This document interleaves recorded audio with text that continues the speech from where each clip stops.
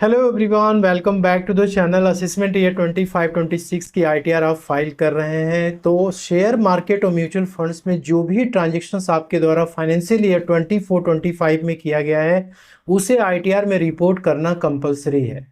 अब share market और mutual funds की जो ट्रांजैक्शंस होती है वो आपको आईटीआर 2 या आईटीआर 3 में रिपोर्ट करनी होती है और इन ट्रांजैक्शंस पे बेसिकली आपको कैपिटल गेन या लॉस की रिपोर्टिंग करनी होती है। अब क्वेश्चन ये होता है कि एआईएस जब आप ओपन करते हैं तो वहां पर आपको सिक्योरिटीज और म्यूचुअल फंड्स की सिर्फ सेल वैल्यू ही दिखती है, लेकिन इस वीडियो में मैं आपको बताने वाला हूं कि कैसे आप 5 मिनट के अंदर उसी एआईएस यूटिलिटी की मदद से ही म्यूचुअल फंड और शेयर मार्केट में किए गए ट्रांजेक्शन्स के ऊपर जो भी कैपिटल गेन या लॉस हो रखा है उसको भी आप इजीली देख सकते हैं और आईटीआर में रिपोर्टिंग कर सकते हैं। तो आईटीआर 2 हो या 3 हो, आप जब कैपिटल गेन शेड्यूल्स में आते हैं तो यहाँ पे आपको शॉर्ट टर्म कैपिटल गेन और लॉन्ग टर्म कैपिटल गेन ये दोनों दिखता है और इसमें आपको रिपोर्टिंग करनी होती है। तो शॉर्ट टर्म कैपिटल गेन पे आप क्लिक करेंगे, पॉइंट नंबर 2 में आप क्लिक करोगे तो यहाँ पे शेयर मार्केट और म्यूचुअल फंड्स की ट्रांजेक्शन्स आपको रिपोर्ट करनी होती है। तो यहाँ पे देखिए बेसिकली आपको दो सेक्शंस दिख जाते हैं। एक तो होता है कि आपकी 23 जुलाई के पहले क्या शॉर्ट टर्म कैपिटल गेन थी, 23 जुलाई के बाद क्या शॉर्ट टर्म कैपिटल गेन है। ये दोनों ही बाइफरकेशन आपको 111A के लिए देना पड़ता है और इसके लिए जो फिगर्स आपको रिक्वायर्ड होती हैं जो कि आपको यहाँ पे इंटर करना होता है वो होता है सेल वैल्यू, जिसको कि फुल वैल्यू ऑफ कंसिडरेशन भी कहते हैं, कॉस्ट ऑफ एक्विजिशन यानी कि टोटल बाई वैल्यू कितनी थी और आपने इस ट्रांजेक्शन्स को करने के लिए कितने एक्सपेंसेस कर रखे हैं। तो जनरली जिस प्लेटफॉर्म से आप ट्रेडिंग करते हैं, इन्वेस्टमेंट करते हैं, उसी प्लेटफॉर्म के अपने कुछ एक्सपेंसेस होते हैं, वो एक्सपेंसेस भी आप यहाँ पे क्लेम कर सकते हो एक्सेप्ट सिक्योरिटी ट्रांजैक्शन टैक्सेस। तो जैसी बाइफरकेशन आपको शॉर्ट टर्म के केस में दिखती है वैसे लॉन्ग टर्म में भी दिखती है। यहाँ पे आपको लॉन्ग टर्म पे क्लिक करना होता है और इसके बाद आपको पॉइंट नंबर 4 में 112A पे आना है और यहाँ पे आपको एडिट पे क्लिक करना होता है। देन आपको व्यू शेड्यूल्स 112A पे क्लिक करना है, यहाँ पे ऐड एनदर पे जाना है और यहाँ पर आपको देखिए दो बाइफरकेशन है, 23 जुलाई के पहले, 23 जुलाई के बाद। तो जब आप एआईएस अपनी ओपन करते हो यहाँ से आपको एआईएस पे जाना होता है, क्लिक करिए और उसके बाद अगेन आपको एआईएस पे क्लिक करना है। यहाँ पे आपको टैक्स पेयर इन्फॉर्मेशन समरी पे क्लिक करनी है और इसके बाद आपको यहाँ पे एक ट्रांजेक्शन्स दिखता है, sale of securities and units of mutual funds. ठीक है, अब ये आपकी टोटल सेल वैल्यू यहाँ पर है तो इस पर आपको क्लिक करना है। अगेन फिर से आपको क्लिक करना है इस पर और आपकी जितनी भी फाइनेंशियल ईयर 24-25 में ट्रांजेक्शन्स हो रखी है, नंबर ऑफ ट्रांजेक्शन्स यहाँ पे दिख जाते हैं आपके, आपने टोटल कितनी सिक्योरिटीज यहाँ पे सेल की हुई है म्यूचुअल फंड्स और यहाँ पे टोटल सेल वैल्यू दिखती है। अब देखिए यहाँ पे आपको ट्रांजेक्शन्स की पूरी लिस्ट आ जाती है। यदि आप 1 बाय 1 करके एक एक ट्रांजेक्शन्स को आप देखने जाएंगे आपको बहुत सारा वक्त लगेगा। तो यहाँ पे देखिए आपको एक सेक्शन दिखता है डाउनलोड का। आप इसकी एक्सेल फाइल को यदि डाउनलोड करेंगे, इस पर आपको क्लिक करना है तो यहाँ पे देखिए आपकी जो सेल अमाउंट रिपोर्टेड है उसकी टोटल फिगर आपको यहाँ पे दिख जाती है और उसके बाद आपने कौन सी सिक्योरिटीज या म्यूचुअल फंड्स बेचा वो आपको इस कॉलम में दिख जाता है। और इसके बाद आप यहाँ पे जब आओगे तो इस एक्सेल फाइल की एक ड्रॉबैक ये है कि यहाँ पे जो एसेट टाइप है ना, इसमें जब आप देखोगे तो ये पूरा मिक्सअप होता है, मतलब शॉर्ट टर्म का भी ट्रांजेक्शन्स और इसके बाद लॉन्ग टर्म का भी ट्रांजेक्शन्स, ये सब इसमें मिक्सअप होता है। और हमें चाहिए यहाँ पर क्या, शॉर्ट टर्म कैपिटल गेन और लॉन्ग टर्म कैपिटल गेन। यहां पर आपको कहीं भी शॉर्ट टर्म या लॉन्ग टर्म कैपिटल गेन की कॉलम नहीं दिखती है।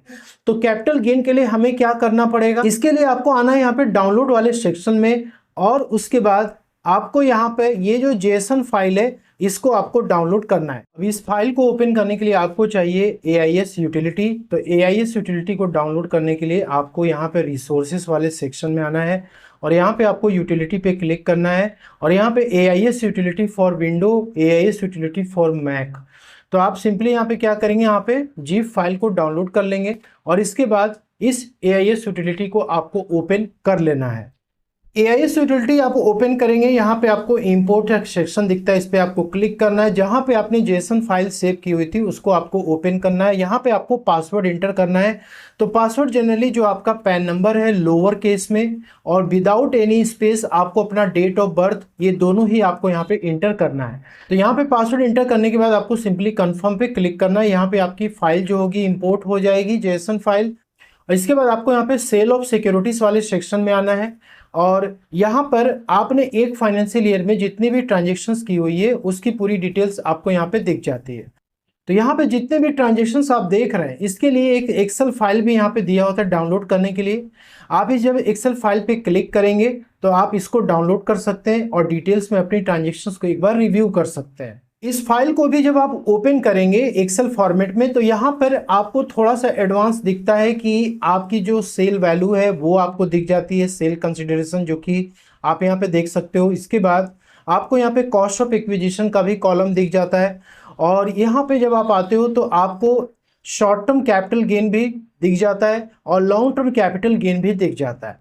लेकिन यहाँ पर भी एक प्रॉब्लम ये है कि आप ये नहीं पता लगा सकते हो कि आपकी शॉर्ट टर्म कैपिटल गेन जो यहाँ पे दिख रही है इसकी टोटल सेल वैल्यू कितनी है और टोटल कॉस्ट ऑफ एक्विजिशन कितनी है।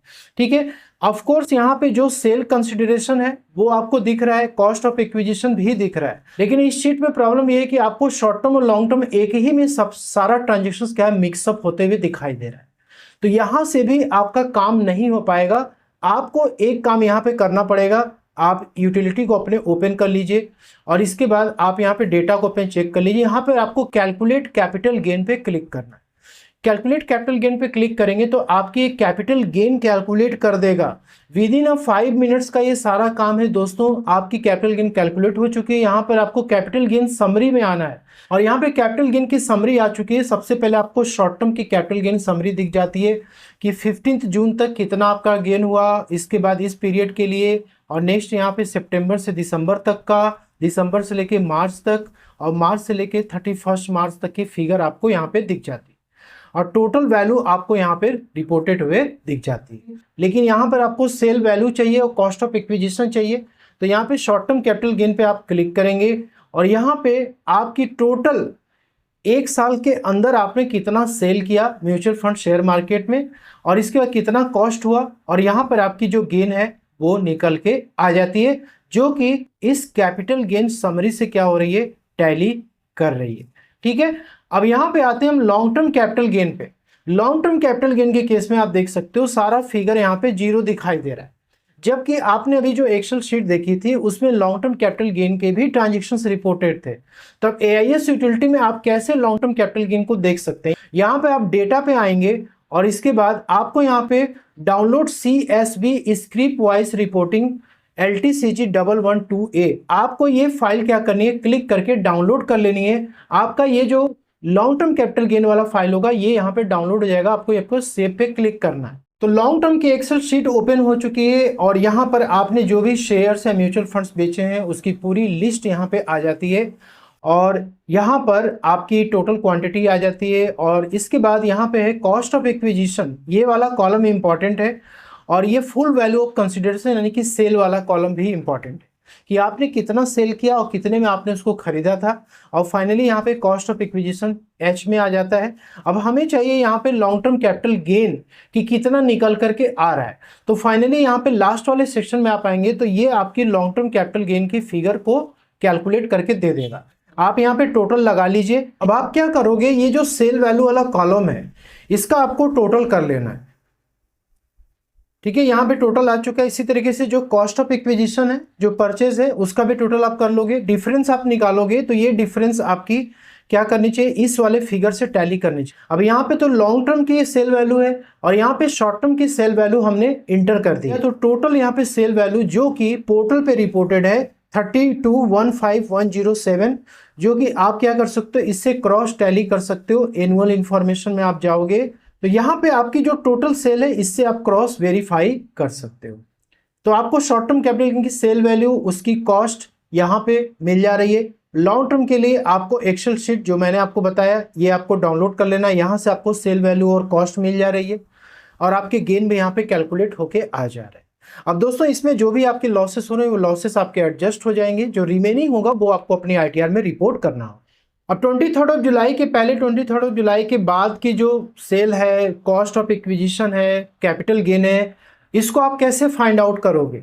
तो यहाँ पर आपने जो एक्सेल शीट डाउनलोड किया था सबसे पहले, उसमें आपको सेल वैल्यू यहाँ पे टोटल दी हुई रहती है। आपको फार्मूला यूज करना पड़ेगा, फार्मूला यूज करके आपको सेपरेट करना पड़ेगा। उसके बाद आप इजीली जो है फाइंड आउट कर पाएंगे कि कितना सेल है, कितनी कॉस्ट है, और उसके बाद कैपिटल गेन कितनी आ रही है। और दोस्तों यदि आपको दिक्कत होती है तो फिर आप जीरोधा एंजल वन की शीट को भी आप ओपन करके वहां भी फार्मूला लगा करके कैलकुलेट कर सकते हैं। तो आशा करता हूं कि आपको वीडियो में दी गई जानकारी पसंद है, अच्छी लगे तो लाइक शेयर जरूर करिए। मिलते हैं नेक्स्ट वीडियो में। Thank you.